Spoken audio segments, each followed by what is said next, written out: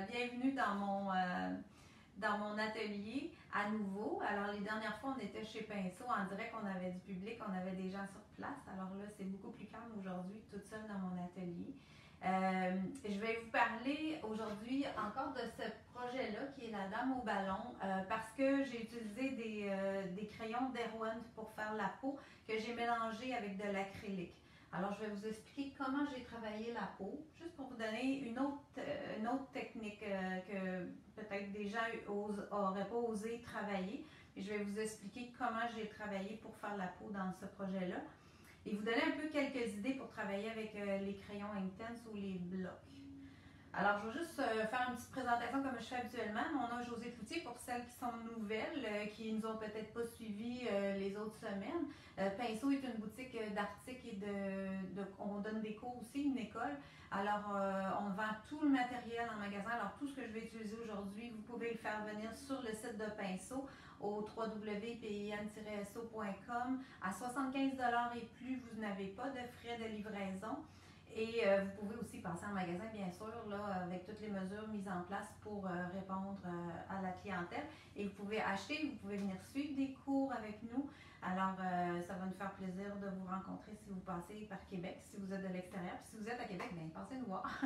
Ça va être le fun. Alors, on est physiquement, la boutique est au 2990 Chemin Sainte-Foy à Québec. Bonjour Lise. Et aussi, qu'est-ce que je voulais vous dire à propos de ça? C'est ça, on a fait les portes ouvertes dernièrement. Puis ça, suivez-nous, on fait ça 3 fois par année, les portes ouvertes. Puis là, je vais vous dire un petit scoop, ça se peut qu'on en fasse une genre événement de Noël, alors qu'on présente juste des nouveaux projets pour Noël. Alors ça, on va vous tenir au courant de ça. Puis si je suis capable de vous en reparler dans un autre live, je le ferai, là, mais on va garder ça entre nous pour tout de suite. Je n'ai pas les spécifications exactement. Mais on vous prépare ça.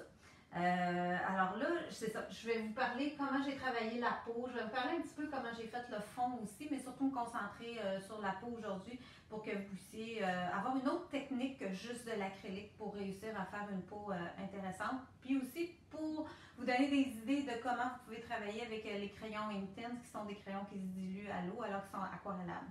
Fait que je vous retourne ça. OK. Alors, je vais vous montrer la vraie toile de proche. Ouais, OK, on voit bien. Parfait. Alors, vous voyez là, dans cette toile-là, il y a beaucoup de textures, premièrement. Ça, je ne parlerai pas de faire la texture aujourd'hui. Je vous en ai déjà parlé dans d'autres vidéos. Les textures de fond dans ça sont faites avec des collages et du gel mat. Alors, il y a des textures de papier journal, il y a du papier de soie qui viennent faire tous les plis. Fait que c'est pour ça que dans la peau ici, là, moi, quand j'ai fait la texture, je n'ai pas tenu compte du tout du dessin. Alors, c'est vraiment arrivé aléatoirement, puis j'ai vu finalement beaucoup de texture dans ma peau.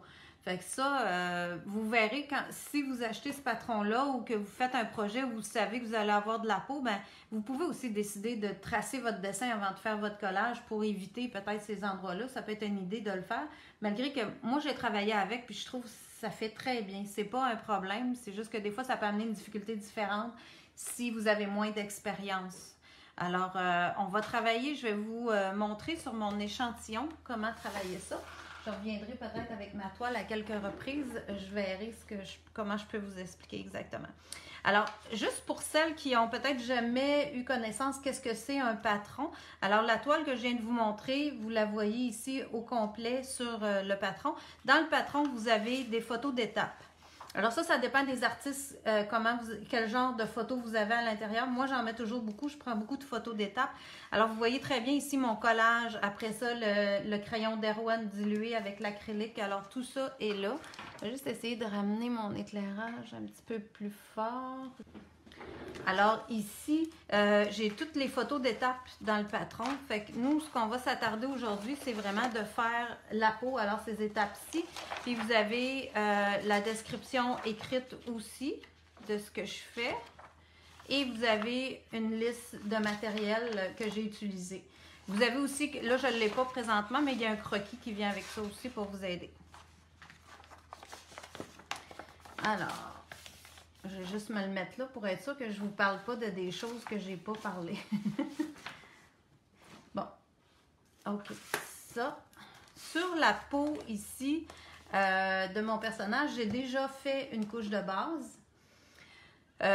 Puis vous voyez qu'elle n'est pas parfaite. Si je l'approche un peu, là, vous voyez encore à travers, vous voyez les plis parce qu'il y a de la texture, mais vous voyez que c'est pas rempli complètement. C'est pas une couche parfaitement unie.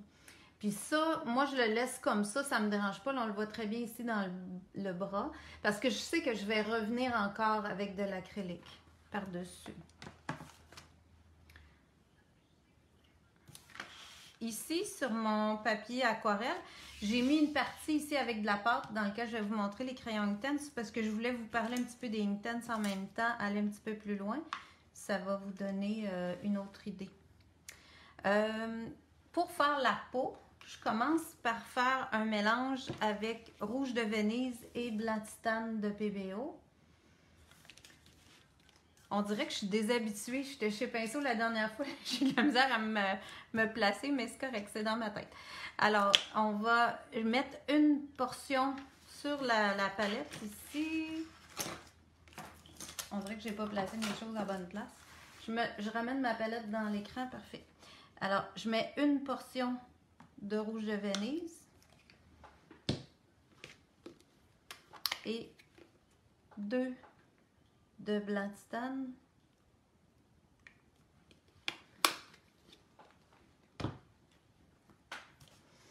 Puis je vais prendre une spatule pour mélanger ça ensemble. Ça, c'est ma couche de base, mon mélange de base.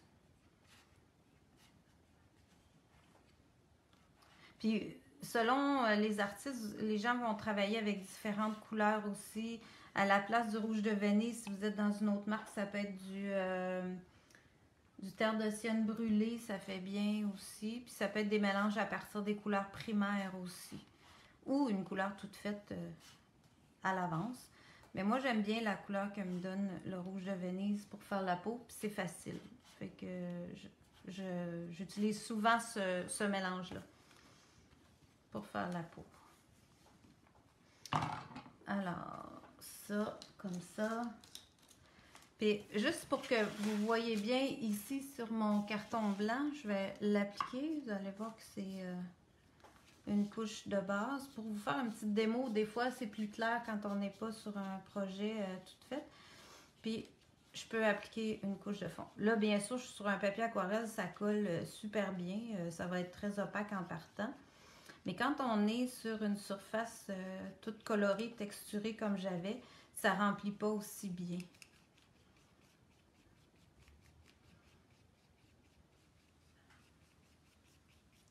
Fait que ça me fait ma couche de fond. Fait que ça fait quand même une belle couleur peau régulière qui peut faire vraiment bien là, pour partir si on n'a pas la couleur toute faite. OK. Ici, sur mon panneau, j'avais déjà appliqué la couche de base qui est déjà là. J'ai même commencé à réappliquer le rouge de Venise. Fait que ma première étape, elle est faite, comme je viens de faire sur mon carton ici. Ma deuxième, je remets, là je l'ai mis peut-être pas dans l'écran. Ah oui, vous le voyez, vous. OK. C'est pas tout cadré pareil. OK. Fait que je remets du rouge de Venise et du blanc. Voilà. Comme ça. Sur ma palette. Puis mon premier ombrage, je vais venir le faire avec le rouge de Venise pur. Puis là, je travaille avec un pinceau qui s'appelle Ruby Satin de Silver Brush.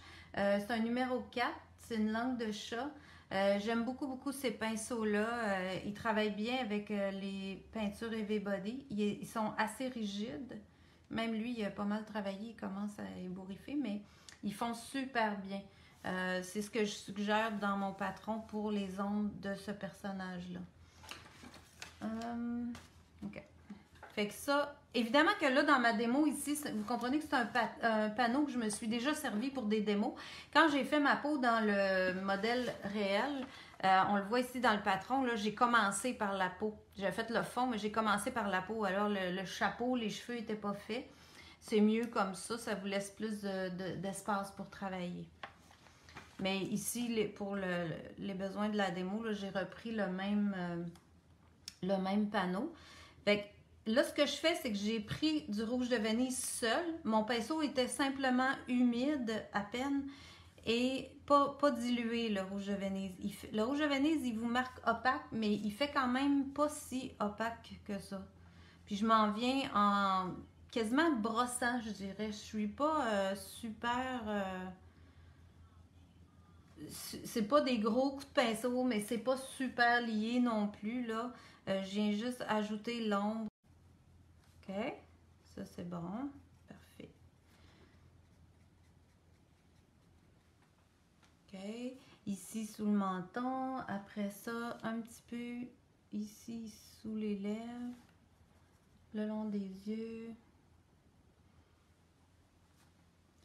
Fait qu'en fait, tantôt, je vous ai parlé des crayons d'Erwan, puis ça va être mon autre étape. Hein? La première étape, je l'ai fait à l'acrylique. Puis je vais venir augmenter les ombres et les couleurs avec les crayons d'Erwan. Parce que je voulais avoir de la couleur dans ma peau. Avec un petit peu ici. Là, on voit déjà là, que ça commence à creuser les yeux, ça fait ressortir un petit peu le nez. Là, je vais rincer mon pinceau. Mais c'est pas parfait. Hein? Ça, au début, là, c'est vraiment souvent pas très joli même. Mais on commence tranquillement. Après ça, là, je suis proche, il faut que je fasse attention. OK. Comme ça, vous allez mieux voir. Et ici, je m'en viens, puis je viens faire du blanc maintenant pour ma lumière de l'autre côté. Dans ce cas ici, la lumière vient du côté à ma droite à moi.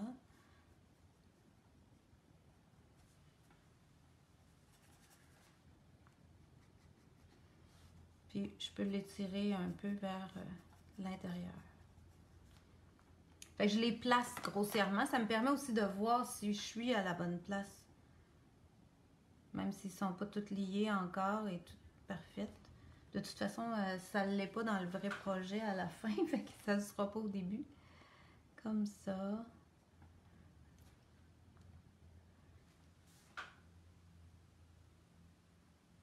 Puis plus vous avez de contraste, ben plus vous allez avoir de contraste aussi à la fin. Puis ça va être joli que ce soit bien vu de loin quand la toile est au mur. Fait qu'ici, son petit bout de nez. Faire sortir un peu son front. Ici, la joue. Elle commence à se sculpter. Comme ça.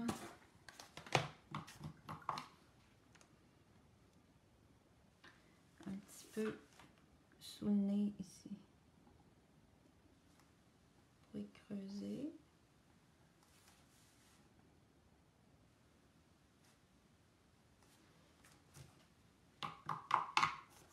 Puis je vais en remettre un tout petit peu ici pour le menton du long ici.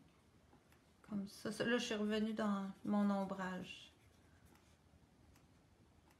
Souvent, quand on vient placer les lumières, là, on s'aperçoit où on manquait d'ombrage. Alors, on peut revenir en rajouter.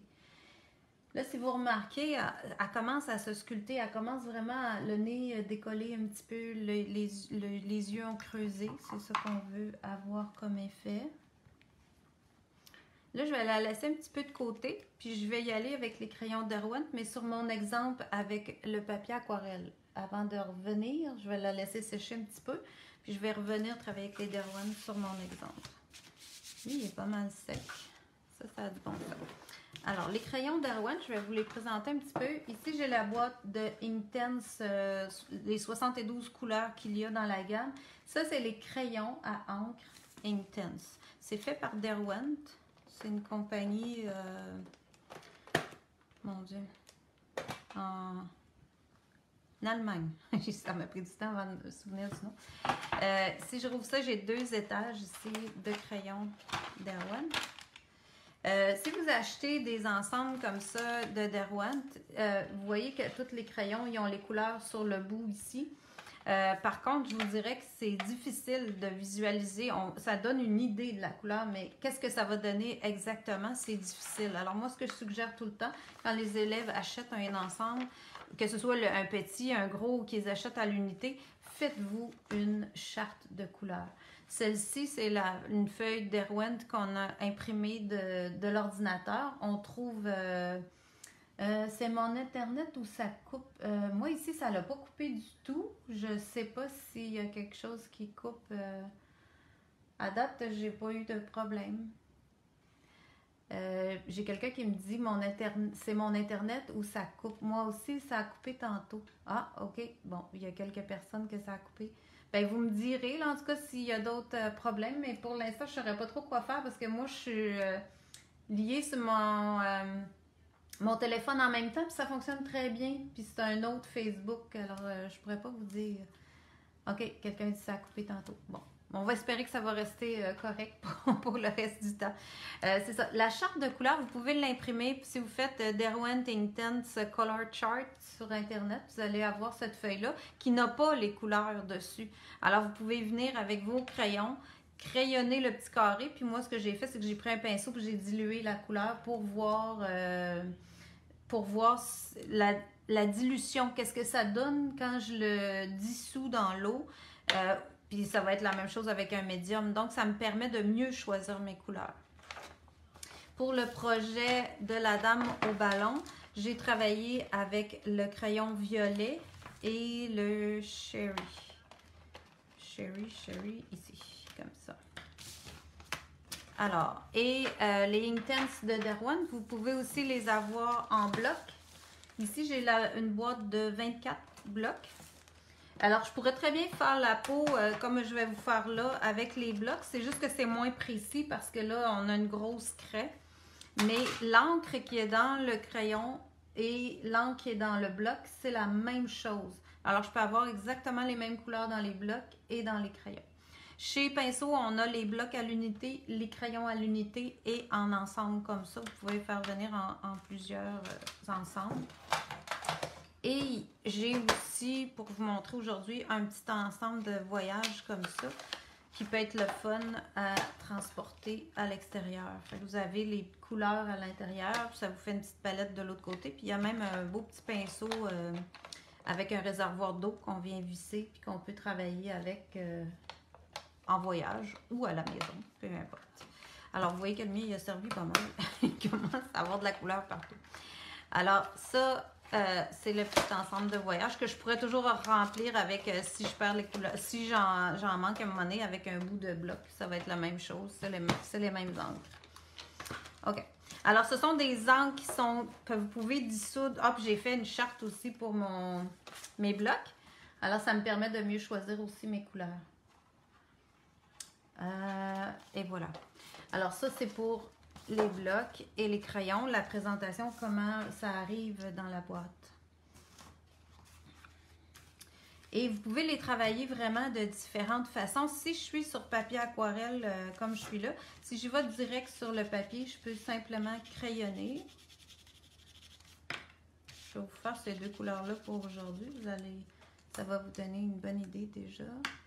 Et je peux dissoudre, puis là, j'ai un bel aquarelle. Je peux travailler plus, comme là, je ne l'ai pas frotté beaucoup, mais si je frotte plus, je vais perdre complètement le trait de crayon avec l'eau.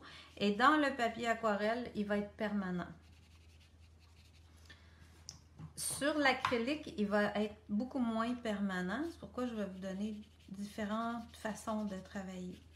Ici, sur vous voyez le Sherry aussi, là, je suis capable de le dissoudre complètement. Fait que ça vous donne... Et voilà. Ça, c'est plus proche un peu, on voit mieux.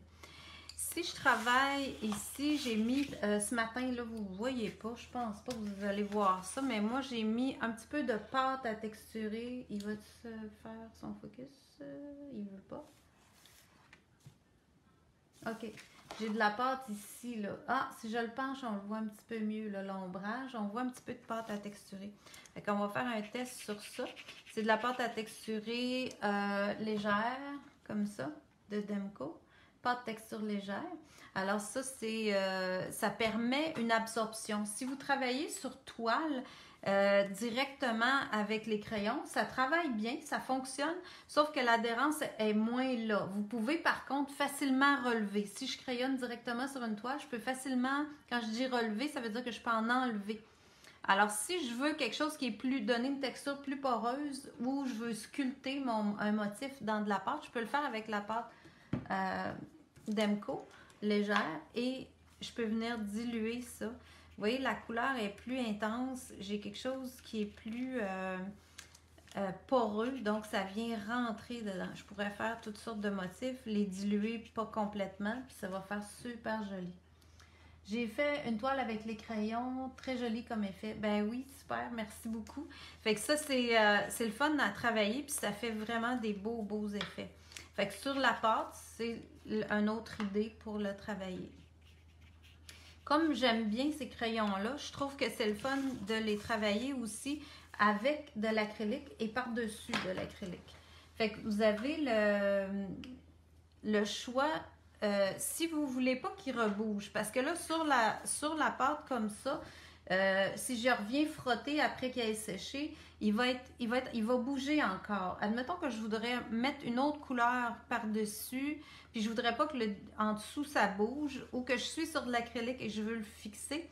Ben, il faut que je vienne y mettre le travailler, au lieu de le travailler juste avec de l'eau, le travailler avec un médium acrylique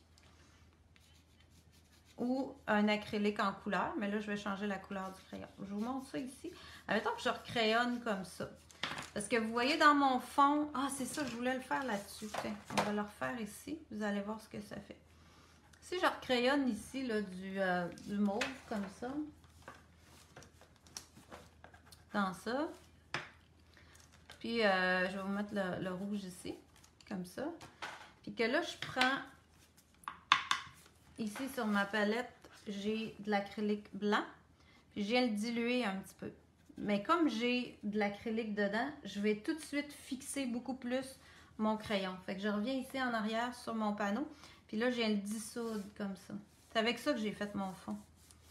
Fait que ça peut être une autre façon de teinter le fond et de colorer en même temps. Puis ça, ben après ça, comme il y a de l'acrylique blanc dedans, il va être fixé. Et si je veux plus blanc, je reviens avec de l'acrylique un peu plus blanc. Puis je peux le travailler autant que je veux. Tant qu'il n'est pas séché, il va bouger encore. Mais je peux remettre, estomper, effacer. Je peux couvrir complètement, mais lier avec mon fond. Plus facilement.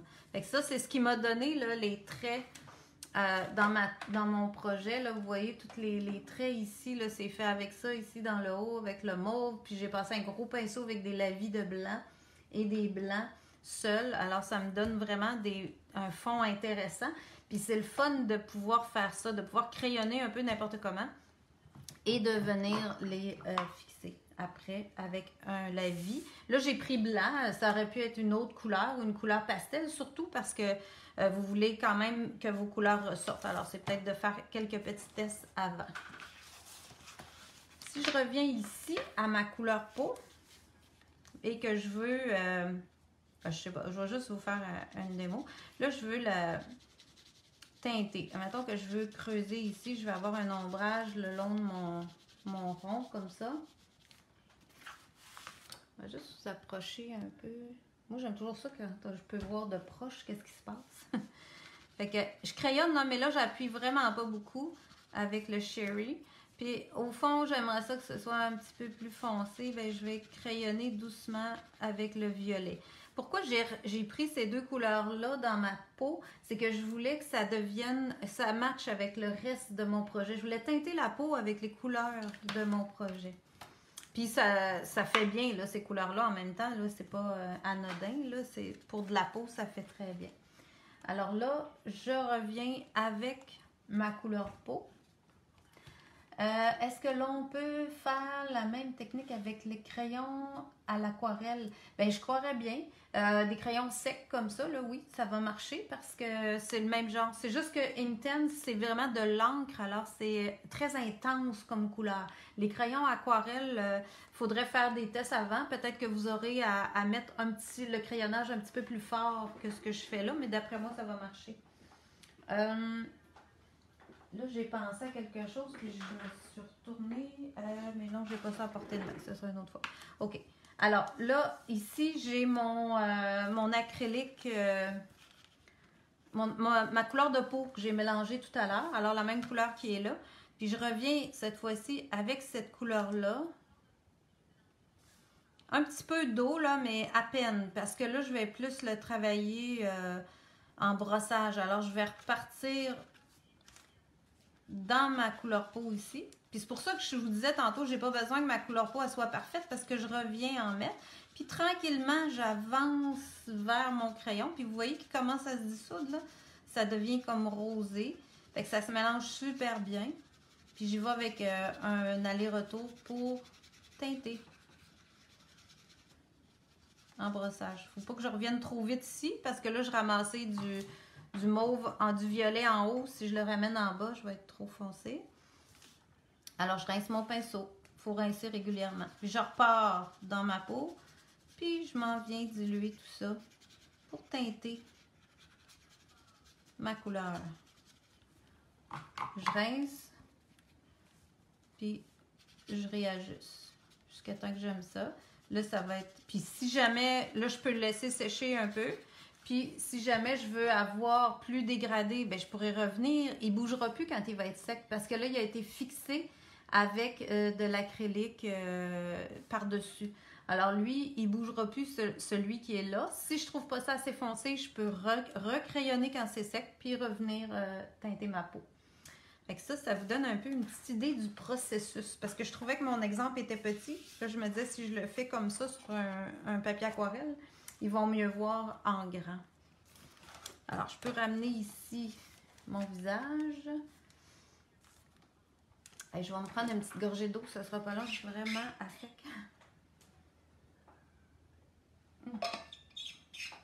OK. Puis, je vais juste vous montrer là, les photos d'étape ici du patron. Vous voyez, là, je suis à peu près à cette étape-ci dans mon modèle. Alors là, on va aller crayonner. Puis quand j'ai fait ce patron-là, j'ai vraiment mis une photo du crayonnage et une photo après que j'ai mis la couleur peau. Fait que vous voyez la dilution, vous voyez entre les deux. Oui, pour pâlir, je viens avec la couleur peau. C'est ce que je vais faire ici. Fait que là, je vais revenir avec mon petit pinceau langue de chat. Puis, je vais venir... Ah, j'ai pas crayonné. Je suis mêlée. OK. Alors, on crayonne un peu. On vient vraiment faire un petit peu de rouge. Mais j'en mets très peu, là. C'est pas beaucoup. Je vais aller chercher un petit peu plus rouge. Ici, j'en mettrai pas vraiment. Ça va plus être de l'autre côté que je veux foncer davantage. Ici, ça va rester pas mal la couleur peau. Ça, j'étais correct. Je descends. Ici, dans ça. Moi, j'aime beaucoup expérimenter puis aller chercher des médiums différents. Puis je trouve que de crayonner, ça me ramenait aussi à quelque chose qu'on connaît, qu'on a tous fait dans notre enfance, d'aller dessiner, colorier. Je trouvais ça super intéressant comme façon de faire. Fait que c'est peut-être ça qui m'amène à essayer tout ça puis à mélanger. Puis j'ai vu des gens faire ça aussi, là. Pas nécessairement dans de la peau, mais de crayonner puis d'aller avec des crayons avec de l'acrylique. Alors ça, c'est une super belle idée. Fait que ça, là, j'ai passé au violet. Si vous avez peur, vous en mettez moins, puis vous revenez plus tard pour aller refoncer. Mais je pourrais toujours pâlir parce que je pourrais revenir avec mon acrylique par-dessus pour le pâlir. Je peux commencer à creuser un peu les yeux.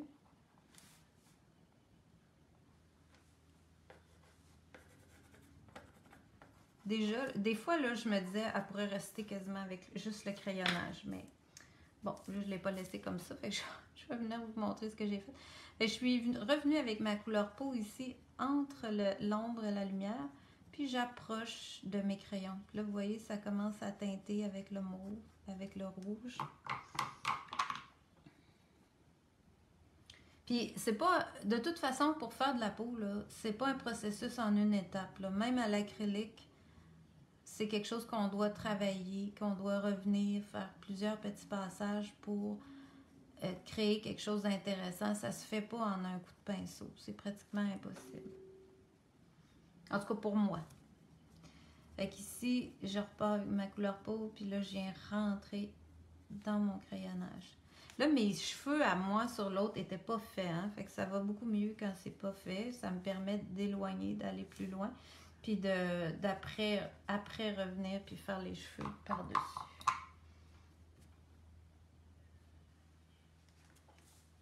Fait qu'ici, je peux repartir avec ma couleur peau au centre, puis en mettre un peu plus parce que c'était pas couvert du tout. Donc, ça va ajuster puis ça va faire plus joli. Là, j'ai beaucoup d'eau dans mon pinceau.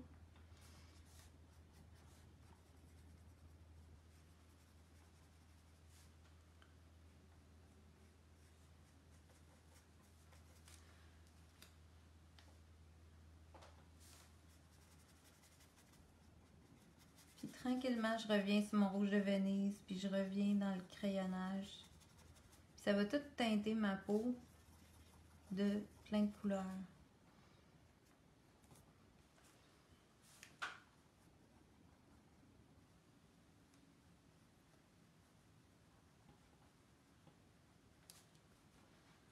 Ça fait un peu mauve sur l'œil, c'est pas grave. Je pourrais revenir après, je vais le laisser sécher un peu.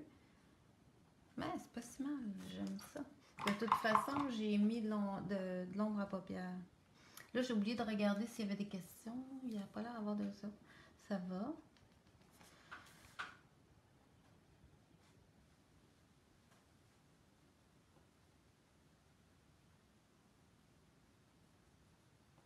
Fait que vous voyez que je travaille toujours un petit peu comme brossé avec mon acrylique. Puis ça vient tranquillement éclaircir.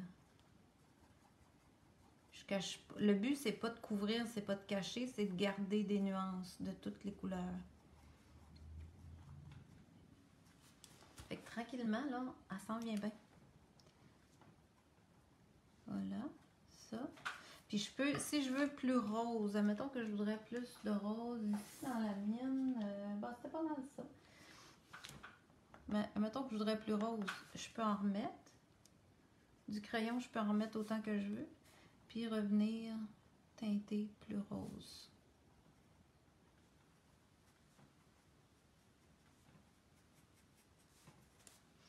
Ici, dans mon cou, l'autre est un peu plus pâle, fait que je vais revenir pâlir ça.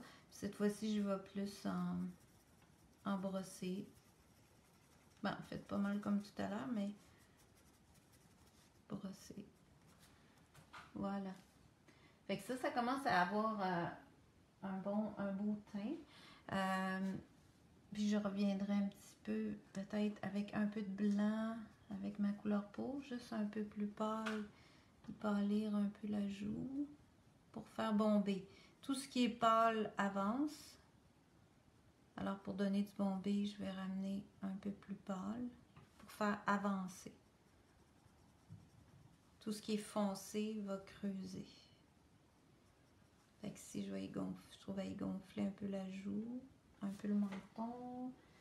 Je regarde mon modèle en même temps, pas être trop loin. Un petit peu plus rose.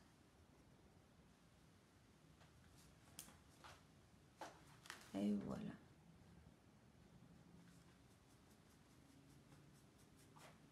Puis j'aurai toujours la possibilité de revenir avec du rouge de Venise aussi si c'est ce que je veux. Là, je vais juste aller voir quelle couleur que j'avais faite pour les lèvres, que je me souviens plus.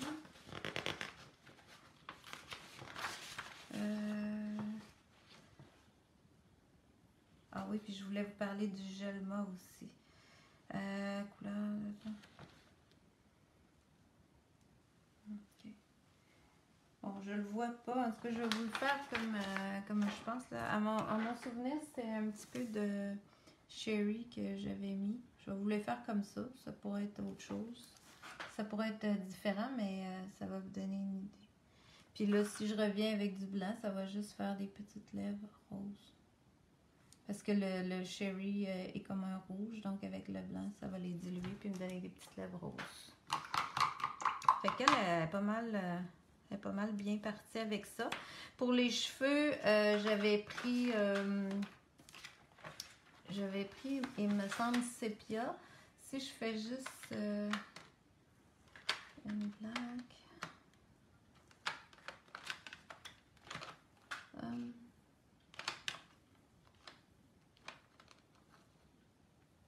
Bon, là, je le trouve pas dans ma boîte. Ah oui, si. Ok. Ah mon Dieu, il n'est pas aiguisé pantoute.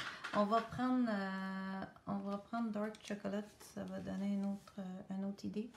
Alors, si on vient puis on refait un peu les cheveux comme ça. D'ailleurs, c'est ce que j'ai mis aussi pour faire les paupières. C'est ce que je voyais tantôt, là, pour faire l'ombre sur ses paupières. Puis le contour un peu des yeux. Fait que je peux revenir avec un peu de sépia. Même les petits sourcils. Comme ça. Pour foncer un peu plus. Là, ça commence à lui préciser les yeux. OK. Et puis, les cheveux, ben, on peut venir faire... Êtes-vous encore là? Oui. Ça a sonné, puis j'ai raccroché ça, là. On devrait être correct. Je ne devrais pas rappeler. Voilà. Fait que ça, j'ai ramené un peu les cheveux. Mais là, les cheveux, je veux que ça reste brun. Alors, si je viens avec de l'acrylique, je vais les teinter. Dans ce projet-là, ce que j'ai fait, puis je voulais en même temps vous donner ce truc-là aussi pour les crayons Intense, c'est que j'ai utilisé du gel mat pour coller mes papiers au début. J'ai aussi mélangé de l'acrylique avec le gel mat pour faire des textures dans mon fond. Les plaques que vous voyez plus noires, un peu comme ici dans le bas. Ça a été fait avec du gel mat. En même temps que ça donne de la texture, je peux y mettre de la couleur. Donc, c'est super intéressant. Et le gel mat, si je le prends seul, lui, il est blanc quand on l'applique, mais un coup qu'il sèche, il est complètement transparent. Alors, j'en mets sur ma palette. Et c'est avec le gel mat que je viens terminer mes cheveux. Fait que je mets le gel mat, puis je viens diluer mon Intense pour faire les cheveux plus foncés. Puis si vous aimez comme moi les traits de crayon, vous n'êtes pas obligé de les diluer au complet. Je peux laisser le trait visible aussi. Sauf que si je veux le fixer pour pouvoir repeindre à l'acrylique sans que ça bouge, sans me soucier que ça peut bouger, ben, c'est le fun de savoir que vous pouvez le fixer. Soit avec un gel. Ici, dans le cas d'ici, je ne voulais pas rajouter un autre médium. Donc, j'ai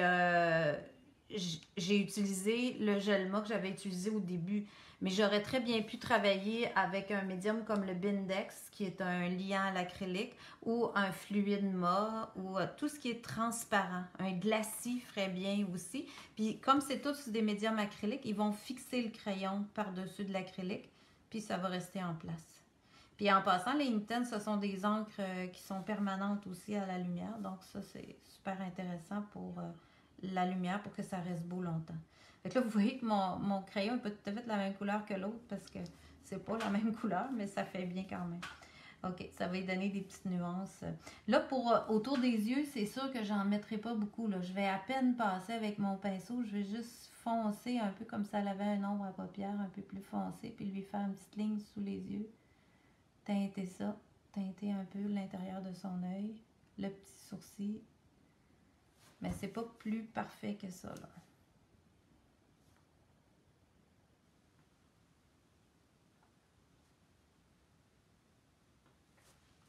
Fait qu'on a pas mal sa petite face de fait. J'ai peut-être un peu de crayonnage ici dans la lèvre avec un peu de brun. Bindex brillant, peut-être faire un effet. Ben oui, le Bindex, il est brillant, mais il va fonctionner parce qu'à la fin, de toute façon, moi, dans ce projet-là, il va vous diluer pareil comme mon gel mat, sauf qu'il va faire brillant. Fait que ça peut être intéressant si vous voulez le garder, le Bindex brillant. Sauf que moi, c'est rare que je vais me soucier de la finition de mon liant que je vais utiliser. Alors que ce soit du mat ou du brillant, de toute façon, je vais vernir avant de faire le vitrail. Fait que ça va être la finition de mon vernis qui va être par-dessus. Fait que comme dans ce cas-ci, je me souviens plus, je pense que j'ai verni satin.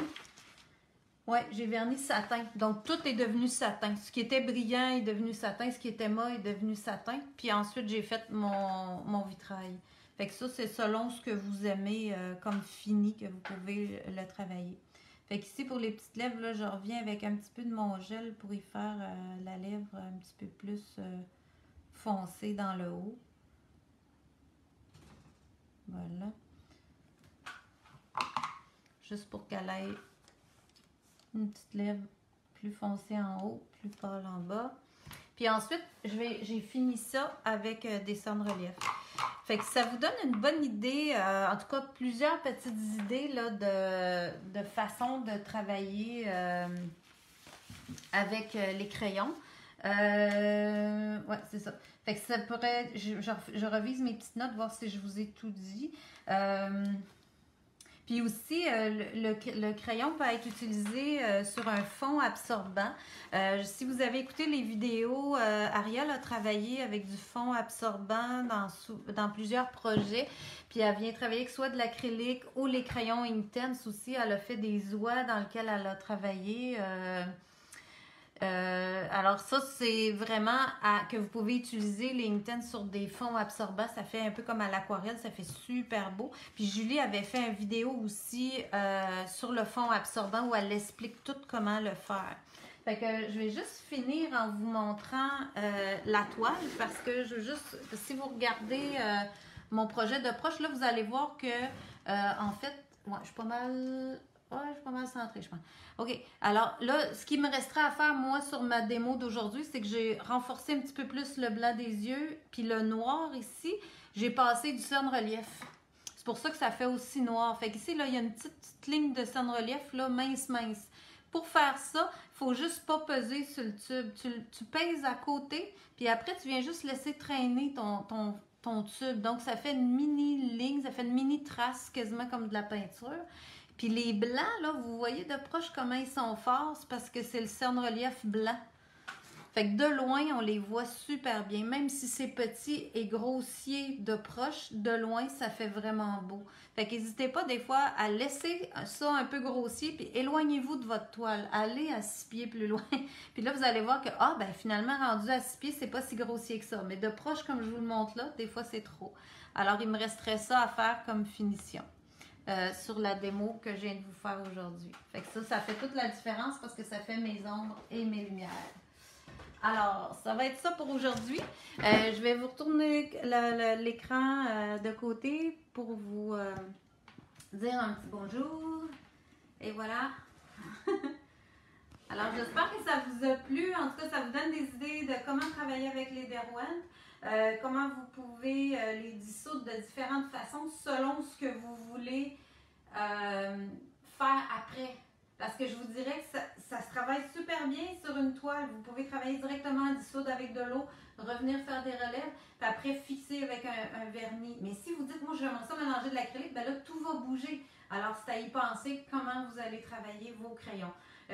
Puis ben c'est ça. Puis moi j'aime ça faire ça, fait qu'on mélange tout, puis c'est bien correct. Alors je vous remercie beaucoup d'avoir été là.